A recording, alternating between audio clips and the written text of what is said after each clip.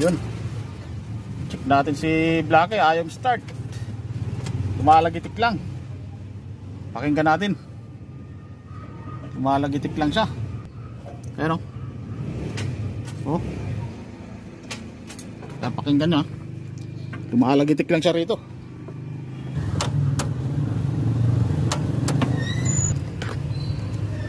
Yun, lumalagitik lang siya. Ang gagawin natin, paklasin natin yung starter. Kaya lang yung starter nito nasa ilalim. Ayun o. Dudukutin natin doon sa ilalim. Tingnan natin kung anong sira. Bago magtanggal ng starter, kailangan tanggalin muna yung isang terminal ng battery para iwas spark. Tanggal na natin. Yan, nabaklas ko na yung starter dun sa ilalim.